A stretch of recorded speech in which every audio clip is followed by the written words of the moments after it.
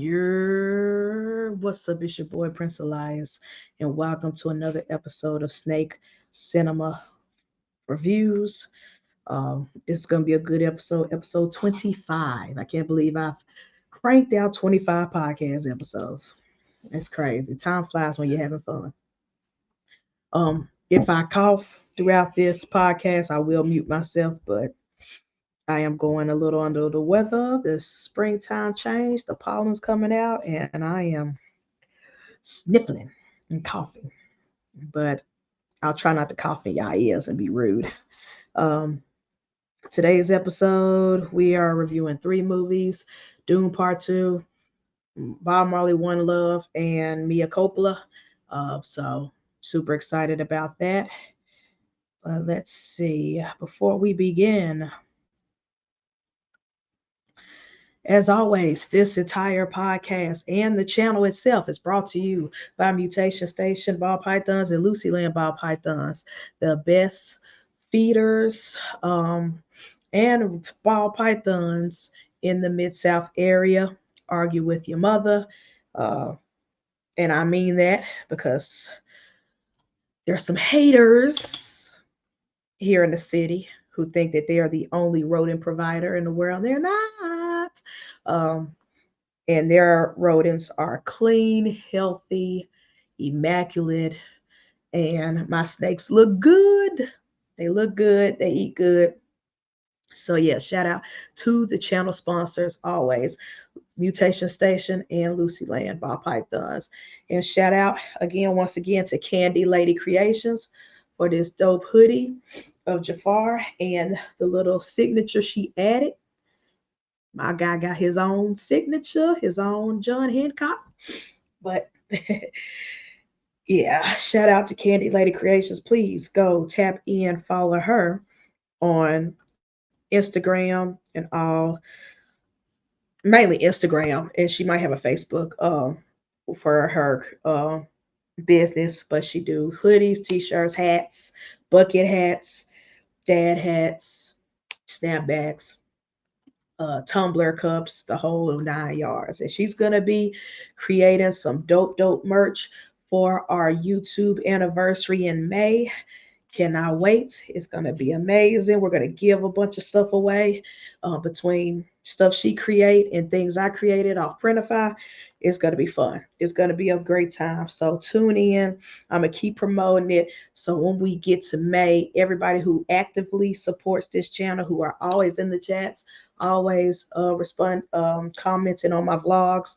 Also, if you haven't, I just dropped a vlog yesterday, and we have another vlog dropping Monday, and then another vlog dropping next Friday. I've been recording these vlogs back to back to back to back, and I'm spreading them out.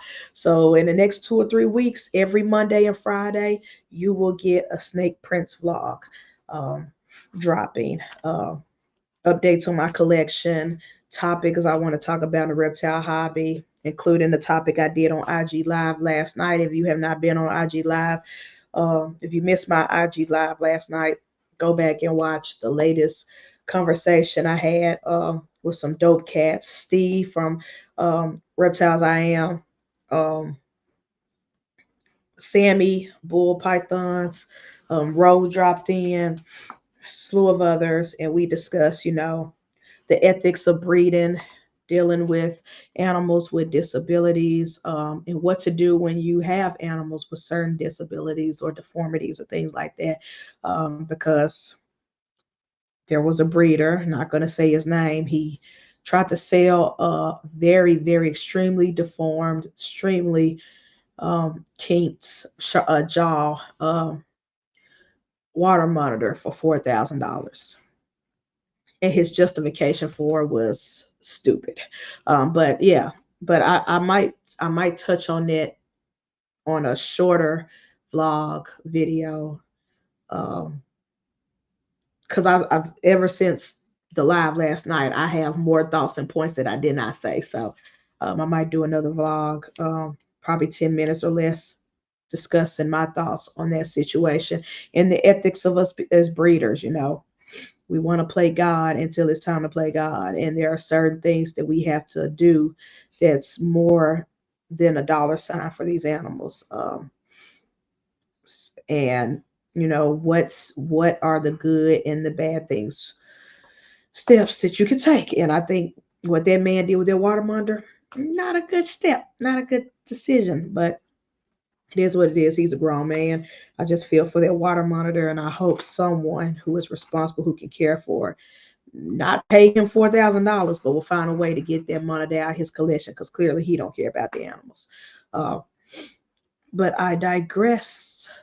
Let's see who's in the chitty chat. What up, Brian? Thanks for tapping in. Oh shoot, Eric B. Oh Lord, Eric B is here early, bright and early.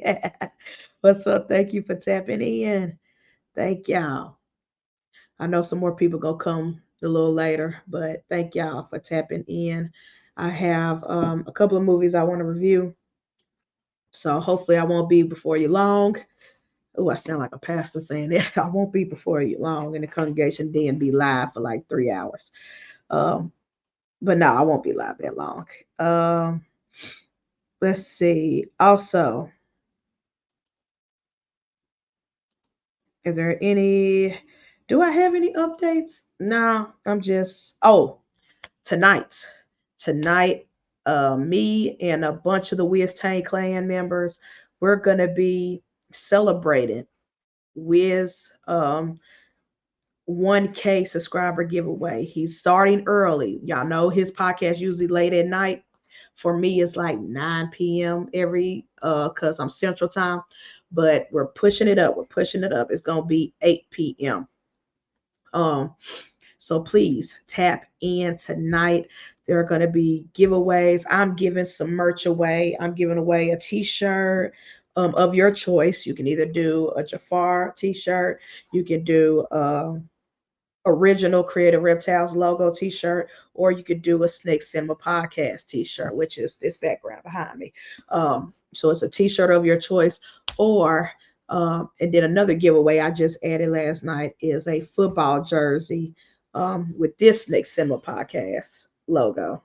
Uh, so some people are giving away snakes, some people are giving away their merch, their t-shirts. I think Bose is giving some away, Ripping Reptiles giving some animals away, a whole bunch of members of the Wiz Tank clan, um, and other breeders, usual suspects, associates, everybody who's real cool with Wiz, we're coming to celebrate. So that is the update I have. And then, of course, always tune in on Tuesdays to Rock on Reptiles channel, where I help co-host with the rest of the shenanigans. Beyond the Skills podcast, it's a lot of fun. We talk about any and everything. Sometimes we show off our snakes. Sometimes we don't even do anything reptile related. But it's a lot of fun. So please tune in every Tuesday for Beyond the Skills podcast on Rock on Reptiles YouTube channel. Now, now that we got that out the way, oh, speak of the devil. Woo! Oh, what up, Wiz? Thank you for tapping in this morning. Yes, yes, we are going to celebrate tonight. It's going to be a lot of fun. I can't wait. Um, and again, congrats, my boy, on 1K. 1K. All right. Casey, what up? Thank you for tapping in. Good morning. All right, let's get to what this podcast is about. Snake Cinema Podcast, where we review movies, music, and talk Hollywood entertainment pop culture. And now that I have better Wi-Fi at the house, I can have snakes with me while I'm reviewing this podcast.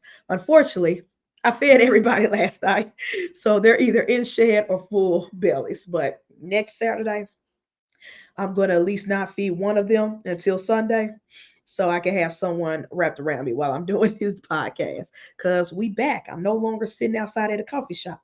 I can podcast from the house. And so the snakes will be back a part of Snake Cinema Podcast. Let's see.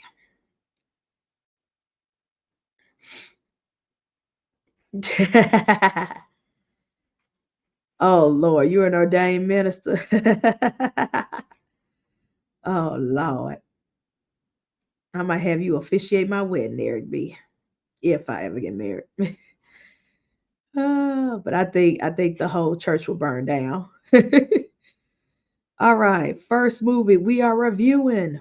Go ahead and get this out the way because I don't think I have a lot to say on this. It's Bob Marley's One Love. Let's see. Let me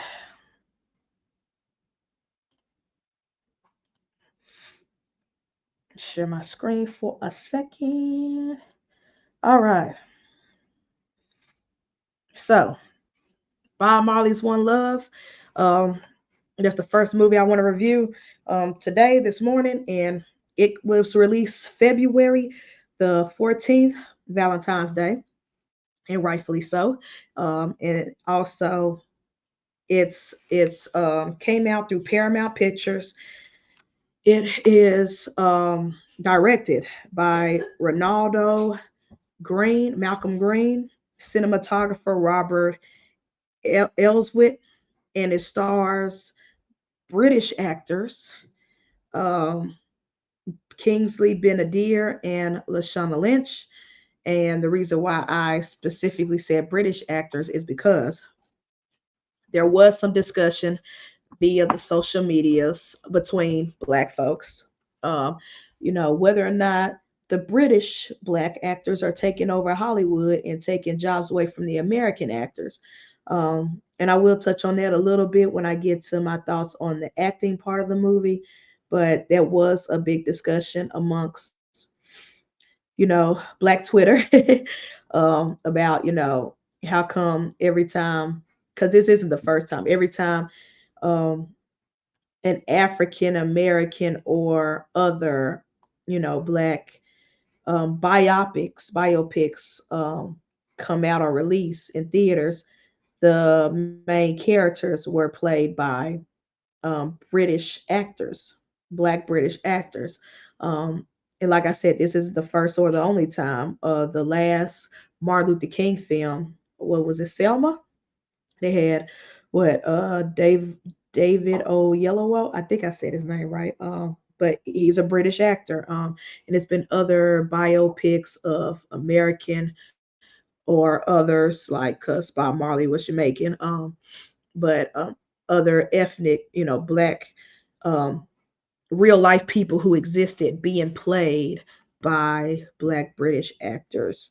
Um, and it got critical account claim, great reviews from like the big wigs in the movie critic space. I try not to follow them or go by their metrics because sometimes the big wig critics don't know what they're talking about and they shit on movies that are actually good. But I think it unanimously, the critics and the average everyday people like myself and those in the chats agreed that this movie was a good film. As far as biopics, it was some people were complaining that it was way too short and it rushed through a lot of things. However, Bob Marley's son Ziggy, who actually produced the film, came out and addressed it, which I thought it was cut and dry when I saw the movie. Made clear this wasn't a biopic of Bob Marley's entire life. This movie wasn't based off his entire life. It was based off a specific segment of years. Um, his rise to fame, him getting almost assassinated, shot at, him and his family, and up until that big, huge concert that he had during a war. So it's just specific years um, that the movie covered. It didn't cover his entire life. They had flashbacks of his childhood, yes, but it wasn't like this is Bob Marley from beginning to end, all 36 years of his life or whatever. And so a lot of things were omitted because some people said, oh, how come certain children that he had by other women, how come they weren't mentioned in the film? How come this person wasn't mentioned in the film? Well, he had a lot of kids. He did have a lot of kids by a lot of women. That is true. But the timeline of the film did not, a lot of those kids were not, they were either not born yet during the timeline of the movie itself, that either they were not born yet or they were itty bitty babies. So there was no point of having a well known actor play, his youngest batch of kids, because they were either non-existent during the time frame of the movie or they were very very young. So again, this movie is not a full scope of his entire life. So I don't get why people are nitpicking and being critical on that front. But anyways, I will say that I did enjoy the movie. As far as the movie itself, I enjoyed the acting. I enjoyed the cinematography was beautiful. I don't know if they shot everything in Jamaica on location. They probably did some studio shots with, and they probably did shots in, like, everybody knows Atlanta is the cheapest and best place to go to shoot movies, regardless of what location it is. So I don't know where all the locations were, but the movie itself, the cinematographer Robert Elswit did an amazing job. It looked beautiful. The acting was amazing. Um, and yes, there is a conversation to be had about, you know, how come all the British actors are playing American roles or Jamaican roles or whatever. But if they if they've auditioned, let's say 80 actors, and 60 of those 80s were American actors, American black actors. And the best one who could do the Jamaican accent or Bob Marley's accent and get the essence of Bob Marley down pat was British. I'm not mad at them for casting him. Because to me, he did a great job. The guy who played him is Kingsley Benadir. He's been in a lot of other movies and TV shows. He's great. I love him and a lot of other stuff. Um, and even though I know him from other roles, him in this role, I did not see Kingsley. I saw Bob. Um, he really fell into this role, and it was very believable. Just same with Lashana Lynch. She's been in Marvel movies. She's been in, what's the Viola movie that I really love? Uh, the Warrior Queen. Um, she's been in that. She's been in countless roles, but I was very convinced while watching this movie that she was Rita Marley, Bob's wife.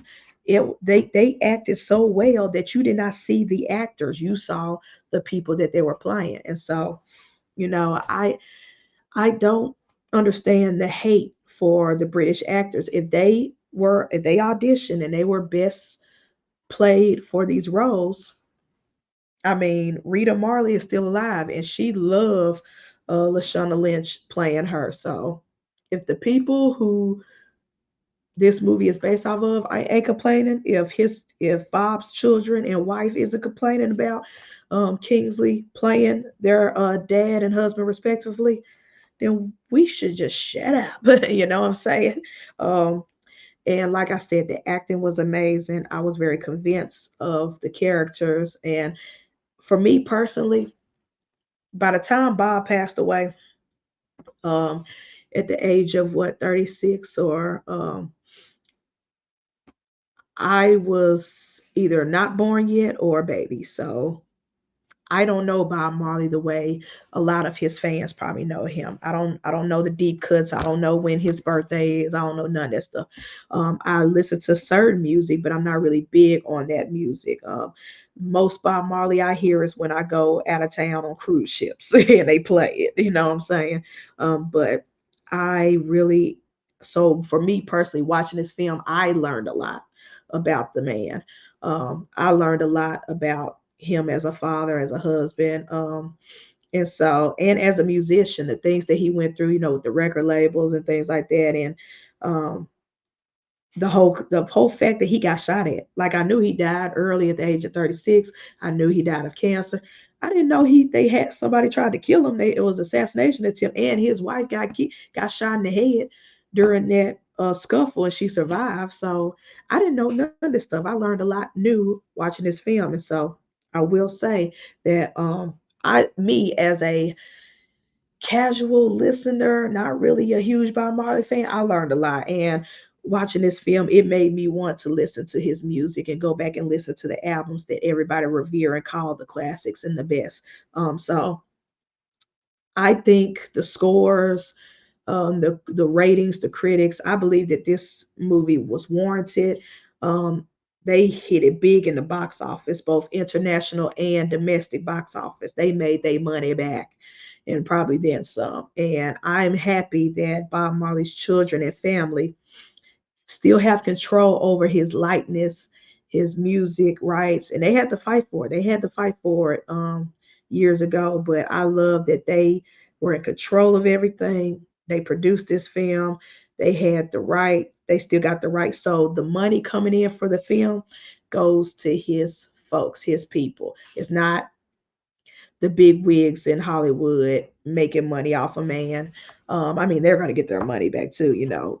This is Paramount. Paramount gonna get their money back, but his family also gets back in money as well. So I enjoyed it. For me, the rating of Bob Marley One Love, I would give it 9.5 out of 10. You know, it is a typical biopic. Of course, there are going to be some stuff omitted. There are going to be some changes, creative liberties. But for me, as someone who wasn't really big on Bob Marley going in and actually loving his music and loving the characters, and loving the film, I enjoyed it. If they ever win any awards, not this year, but next year, because award season has already started and began. If they ever win any awards next year, I think it's justified, honestly. But yeah, I would give it a good 9.5 out of 10. If you have not seen it yet, go out and see it while it's still in theaters. And I'm pretty sure because it's owned by Paramount, it will be on Paramount Plus or whatever their streaming sites once it leaves the theaters. So if you missed it while it's in theaters, 9 times out of 10, Paramount Plus gonna put it on their streaming site. You can watch it then, but I highly recommend everybody go and see that film. Let me check the comments. What up, Tommy? What up? Good morning, everybody.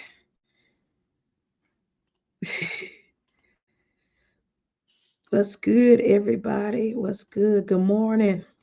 All right, let's see what is next on the docket. This movie. Whew. I think I'm gonna save the movie I hate for last because I feel like a rant is gonna happen. Let's continue on with the good movies. Okay, let's get to up next in the docket. Dune Part 2. Dune Part 2.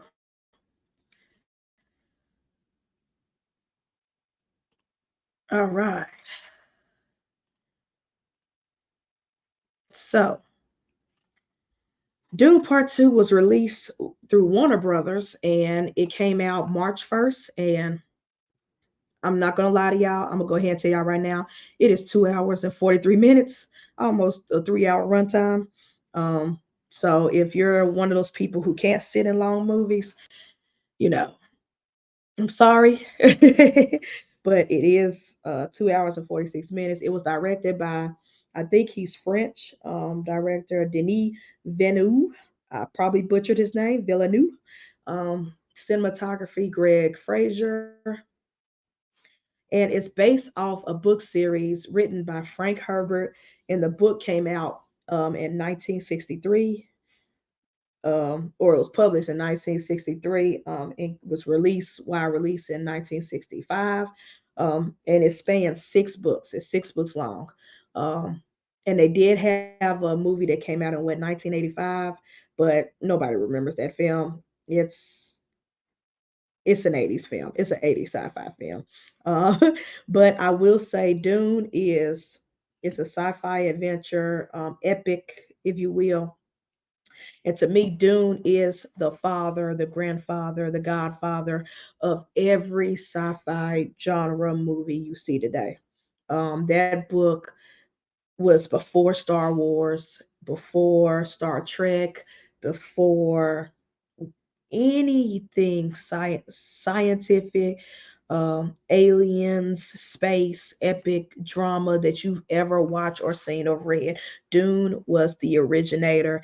It is, like I said, the godfather of all that. But I think it was like 2 or 3 years ago, they decided to remake it for modern times and with Dune Part One, and of course it stars Timothy Chalamet, Rebecca Ferguson, Zendaya, Javier Bardem, Josh Brolin, Stellan Skarsgård, Pennywise's father, Bill Skarsgård, dad, Stellan Skarsgård, and Austin Butler.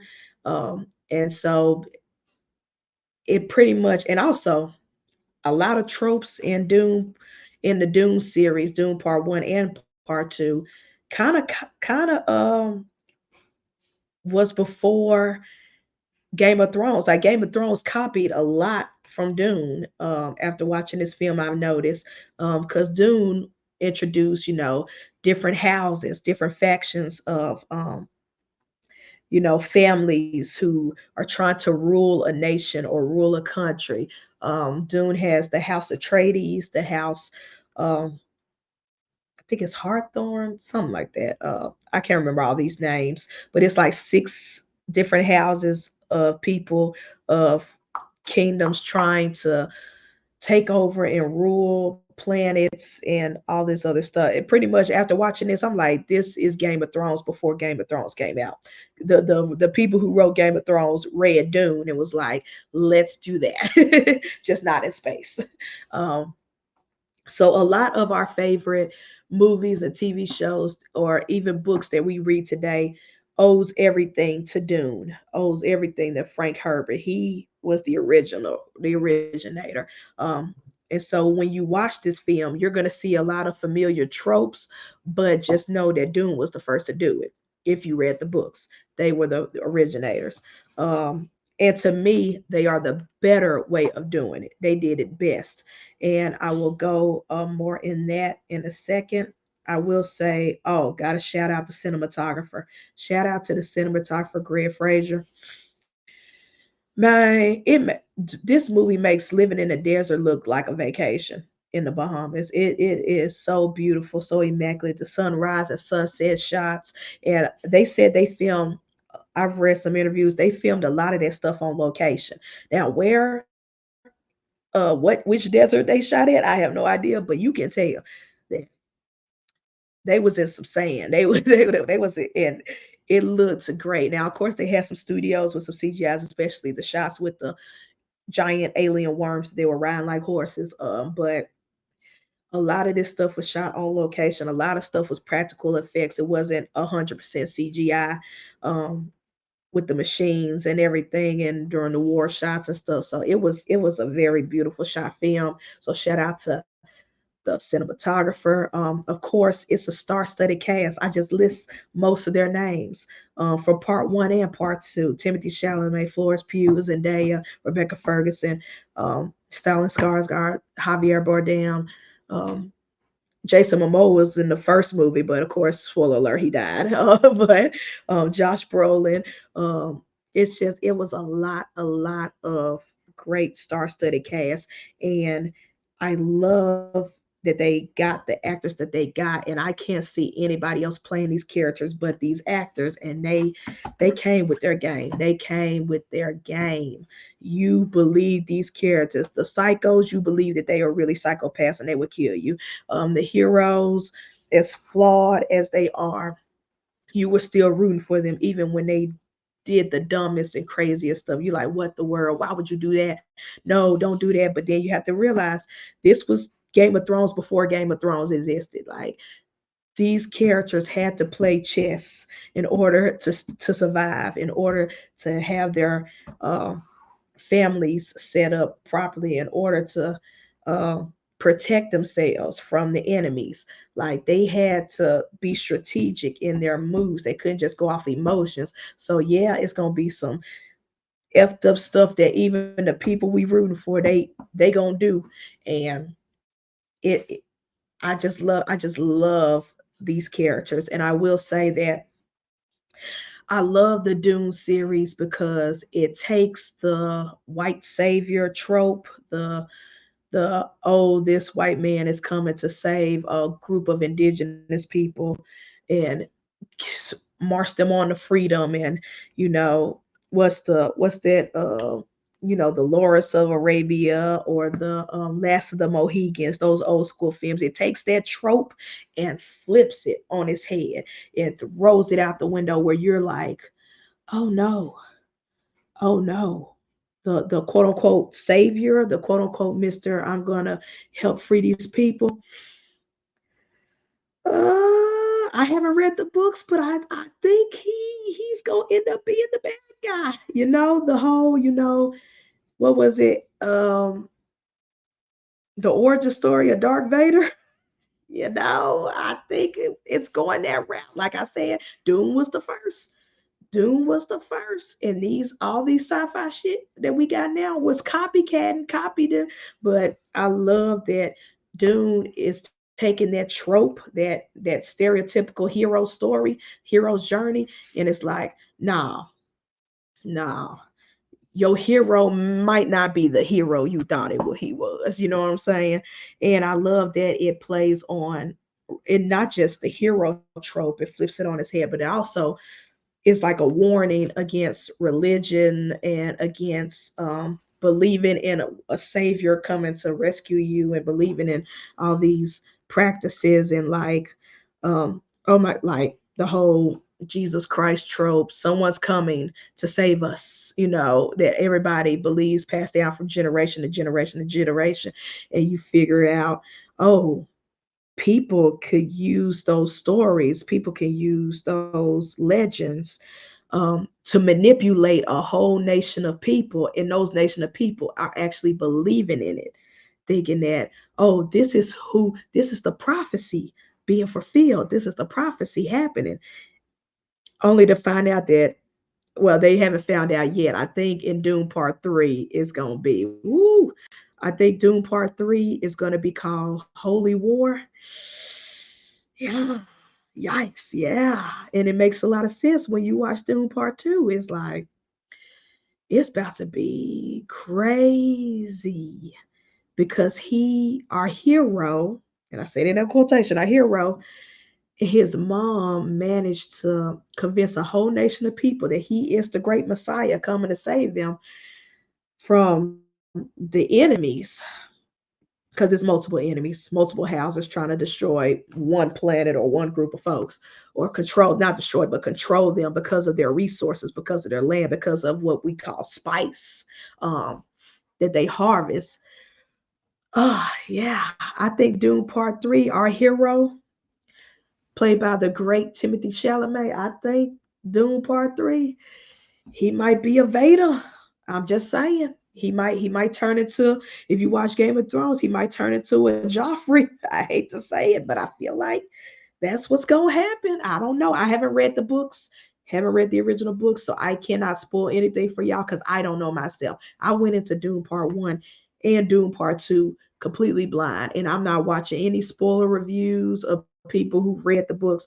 I want to, just like I watched Game of Thrones without ever reading the books, that's how I love experiencing Dune, because I don't want the ending spoiled for me. I do not. Now, if Warner Brothers decided that they're not going to do a part 3 or a part 4, um, and they decide, yo, we're just going to leave it at this two-parter, then I'll go back and read the books so I can see how it ended. But I like being blind. I like being blind, going in, not knowing what's going to happen, and just completely be surprised. And that's another reason why I love the film. Not only is it beautiful, not only is it acted well, not only is the story compelling, but I like not knowing what's going to happen next. And I know people, when books are turned into movies, 9 times out of 10, the books are always better than the movies. But even from Dune fans who read the books, I have not heard any complaints that maybe the 1985 version, but this one, this modern version, I have not heard any complaints from true Dune book fans saying that the book is better than the movie. I have not heard that, not one bit. So I think, Denis Villeneuve, whatever that man's name, who directed this film, I think he's doing a great job. He knows the source material and he's handling it with care, but also making it feasible for the dumb ones like me to go into a theater, eat my popcorn, and enjoy the story that is being told. I'm just gonna let y'all know right now. So far, I know it's just the month of March, but so far, Dune Part Two is my number one movie of the year. That could all change during the summer when more movies come out. That could all change in the fall. But for right now, Dune is number one of the year. Right now in March is my favorite film to come out. So please, a 10 out of 10, perfect, epic saga. Go to the restroom before you watch the film because you will have to take a restroom break or intermission because this movie is long. But the movie is so good that I did not feel the 3 hour runtime. I did not feel it at all. The only time I felt that runtime is when I walked outside and it was pitch black dark and I was rolling in my car and I was like, dang, I've been in the movie since 4 o'clock and it's now 7. So, but it was a great time. I enjoyed it. I loved it and highly, highly recommend anybody, everybody watch Dune Part 2. And just like Bob Marley. I'm pretty sure Dune Part Two is going to be thrown into Max, HBO Max. Once they leave the theaters, but right now they're making so much money in the theaters. I don't think they're leaving the theaters anytime soon. So you might as well just go to the movies and watch it. That's what the movie is made for. It's made for the theaters. It's made for IMAX. I would spend the money to watch it in IMAX. I didn't when I went because no, but to me, after watching it, I'll go see it again, and it's worth watching it in IMAX. So yeah, let me stop sharing. But yeah, that's my review for Dune Part Two. I highly recommend it. It's my favorite one of the year so far that has been released, and again, it's just March. There are more movies to be had, but that one's worth. If your movie theater charged 10, 15, $20 plus, and that's including food, it's worth it. It's worth it to me. Let's see. Let me come back into the Chi chat and say hey to more people. What up, everybody who came in? Rock, what's up? Father Don, you already know. It's all good, Faja. It's all good. Rockabilly, what's up? Thank y'all for tapping in. All right. So now that I've bragged about the movies I liked, it talked about the movies I like. It's time for a good old classic rant. It's time for a classic. I haven't reviewed something I've hated in a long time, but this is worth it. This is worth it. So let's get ready. Pull out your popcorn, Father Don, because I'm about to go. Jabari about to go off. Tyler Perry's Mia Coppola. And the reason why I put Tyler Perry's Mia Coppola, because before I watched the film, come to find out it's like 3 or 4 different Mia Coppola films out there. I think there's one from India, one from the UK, one from the 80s. There's several movies with the same name, Mia Coppola. So I'm just specifying this is Tyler Perry's Mia Coppola, and it's on Netflix. Yes, that's what I watched it on. Ugh. I will say this before I start my review, my rant review. Ah, before I start my rant, I will say this. Um, I'm starting to second guess every Tyler Perry movie and play that I've ever watched from his stage plays in high school to the first movie. What was it? I could I forgot which film was first. Either Diary of a Mad Black Woman or I Can Do Bad All by Myself. One of those. One of those was the first one that he made with Lionsgate. I'm starting to second guess my liking all of his work. I'm starting to second guess the TV shows he had on TBS. I'm starting to second guess everything that this man has ever created or written or directed because for the past couple of years, ever since he signed this deal with Netflix and he's been releasing, straight to Netflix movies, he must be stopped. This can't be the black excellence that we've been touting. This can't be. I know he's doing big in Atlanta with the studio. Even Marvel rents out his studios for their films like Black Panther, and I think Captain America was shot there, and I hope so certain scenes in Endgame was shot there. He's making a killing off Hollywood with his studio.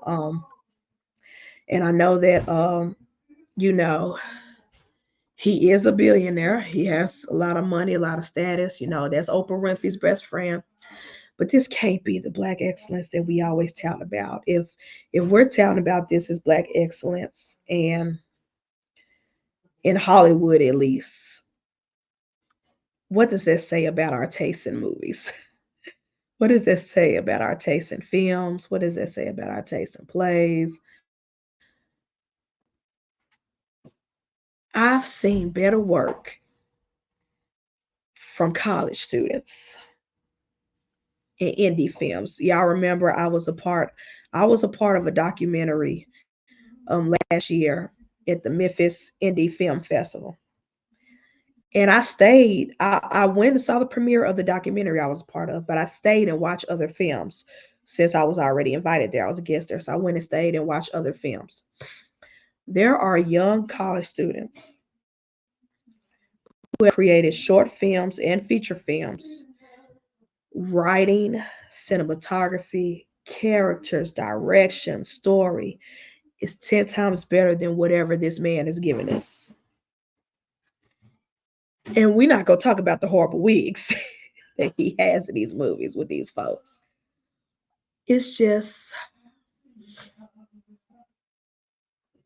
why do we accept such trash and bare minimum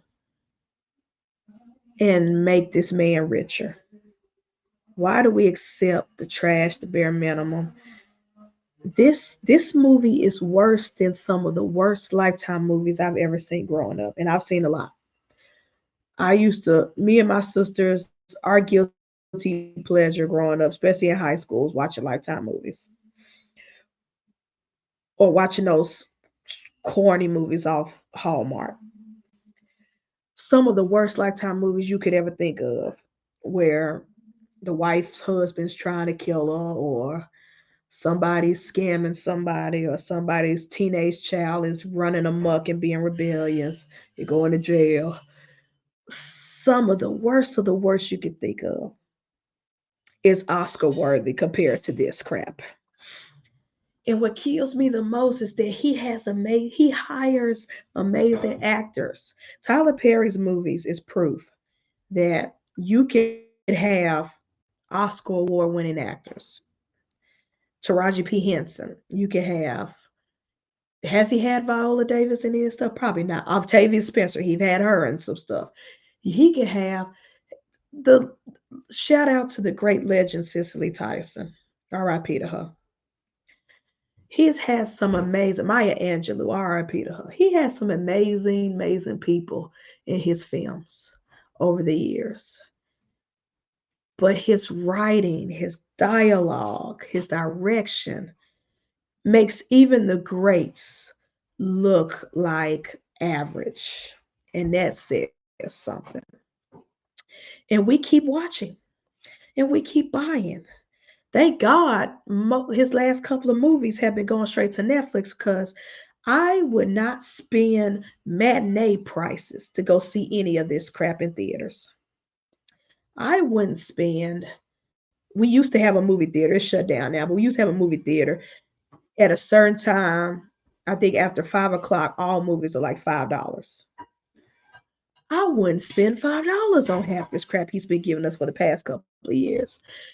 This movie is such trash, such horrible. I ain't even got to tell y'all about the plot. Just know that it's supposed to be an erotic thriller about a lawyer trying to defend somebody who supposedly accused of committing a crime and they end up falling in love. It don't even make sense. The whole story don't make sense. The plot twist at the end, he tried to do one of them M. Night Shyamalan plot twists and it failed. That movie, I was very frustrated watching that movie, but I kept reminding myself, thank God this is Netflix and I could where I want to. This is such trash. And yet we keep accepting it. And we keep saying black excellent. And we keep saying King Tyler Perry. Tyler Perry this. Great. He's a black billionaire. He's the mayor of Atlanta. Yada yada yada. I just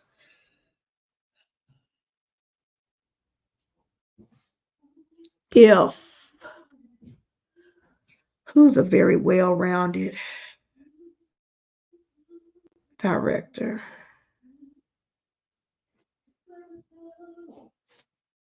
If let's say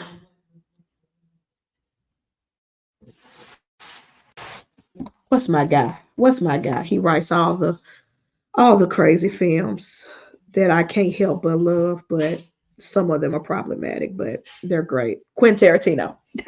It took me a minute, but I got it. What if Quentin Tarantino came out with Mia Coppola? Same actors, same story, same plot twists. They would run him out the paint. He would be the laughing stock of all of Hollywood. They would, he would probably never get invited to another award show again. What if, what's another one? Let me see, Oscar nominated directors. That's what I'm gonna do. What if shoot, let's stick it to the black folks. What if what's our guy? No, let's not stick it to the black folks because sometimes Tyler ain't the only one. What if Steven Spielberg gave us Mia Coppola? Exact same actress, exact same writing, exact same cinematography, exact same. What if Steven Spielberg gave us that? What if Martin Scorsese gave us something like that? What if Christopher Nolan, and y'all know I don't care about Christopher Nolan all that much, and I think he is overhyped to the if you want to talk about overhyped directors just because of maybe two good films and the others is just average. You talk about overhyped directors with the biggest fanboys. Christopher Nolan is that. What if he came out with Mia Coppola? His own people will laugh him out the paint and he will never work in Hollywood again. And yet we keep supporting crap like this and saying it's black excellence. This movie is crap. I know everybody got Netflix or they got somebody's Netflix password. Don't waste your time. Do not waste your time and watch this. This is trash. This is horrible. Horrible writing, horrible dialogue, horrible story, horrible everything. Horrible wigs, horrible everything. And he makes great actors, people we know who are good at acting. Trevante Rose, Moonlight. That man is a great actor. He made him look trash in this film. I hate this movie so much. And at this point, I'm starting to hate Tyler Perry. If Tyler Perry come out with any other movie, I'm not going to watch it. Not even for this podcast. I will not. I'm done. I'm over it. And like I said, I'm second guessing every movie that he's ever made in the past. This is trash. This is horrible. Don't go see it. Don't watch it. If you on Netflix and you're strolling, you see this picture, ignore. Ignore, go watch Big Mouth, go watch Stranger Things, all seasons, 5 times over. Do not waste your time on this crap. I give this movie 1 out of 10 stars. 1 point. The only point I'm giving it is because I really like the actors in the movie. I like the people who in the movie. I just hate their characters. I hate that it's written 1 out of 10. One point, 1 star out of 10. Horrible, trash. To me, right now, even though this is the month of March and we still got the rest of the year to go, and there's a lot of horror movies that I want to see that I know is going to be trash. But for right now, Mia Coppola is the worst film of the year of 2024. It's the worst. It sucks. It's trash. Don't watch it. Even if you don't even have a Netflix subscription, but you got your cousin's password, don't waste their $9.99 bill or $13.99 bill on watching this film. That's an hour or 2 hours wasted. And that is it. I think I did good on that rant. How did I do, Father Don? Ah, that was what's up. Thank you for everybody else who came in. Yeah, but that's it. Those are the three films that I've saw lately. Two I love, and one I absolutely hate with a vengeance. One movie I hate more than I hate certain people in the reptile community. Yeah, y'all know who they are. What up, Maki? It's all right. Better late than never. And you can always watch the replay. What it do, Maki, Maki, Maki. Maki, we need to see that video of you in the doll section of Target. We need to see that. We have not seen that video yet. We need that live stream since you lost that bet. I have not seen Vince Staples' show yet, but I heard it's good. I'm gonna watch that. I'm out for spring break all this week. I'm gonna watch that. I heard that Vince Staples' show is so good, and I can't wait. I'm excited about that because I love Vince Staples as a rapper. To me, he's one of my favorite of the younger generation rappers, especially out of California. I love Vince Staples. Whenever he shows up in different podcasts or different interviews, he's hilarious. That guy is hilarious. He's just naturally funny. And so I believe everybody when they say his TV show is good. So I'm watching it. I'm gonna watch it all spring break. I'm binge watch it, and then I might do. I haven't reviewed shows in a long time because usually before I did the podcast, when I would review a TV show, they never got much traction, much views. Those videos are the worst on my channel. So I kind of stopped doing TV show reviews. But since I've been doing the podcast and I have steady people watching every morning, I'm going to go ahead and review that. That might be the review for next week, um, along with some music stuff. Because there's been some new music release. I still got to talk about a Schoolboy Q's album, Blue Lips. Whew. I'm still digesting that album, but TDE ain't dead. That's all I'm gonna say. TDE as a record label, just because Kendrick Lamar left, TDE is not dead. They still got amazing artists still on their roster. So we'll talk more about that next week. It's funny.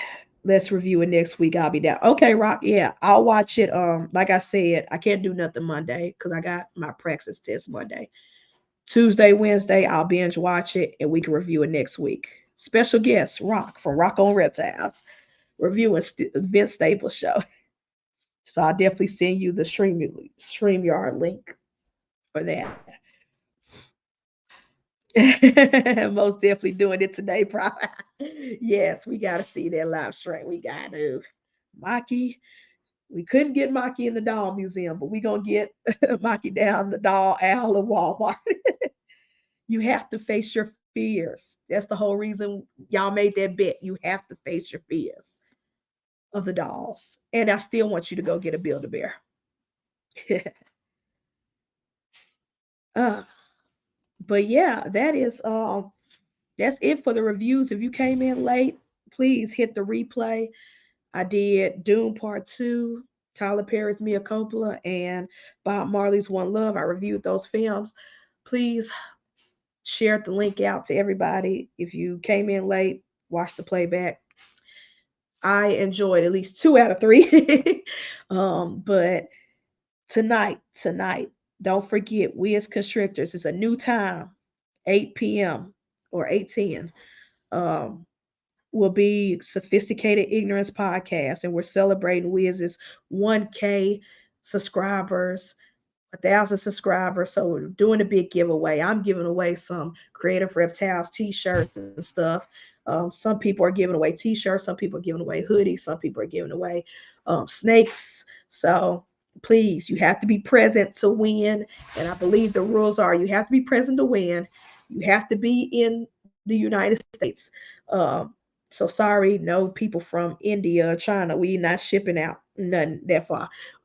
You have to be and you have to be present. You actually have to be present on the live in the chats in order to win the different giveaways. But we're going to have a big celebration. It's going to be a lot of fun. Again, congratulations to Wiz.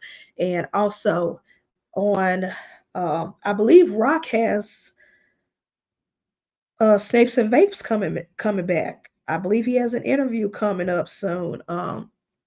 If so, please put that down. But usually, Rock has Snapes and Vapes, his interview podcast on Sundays. And then Tuesdays, we have Beyond the Scales podcast every Tuesday night on Rock's channel. And then Thursday, Maki has her own podcast, Storytime with Maki's, Rags to Respect.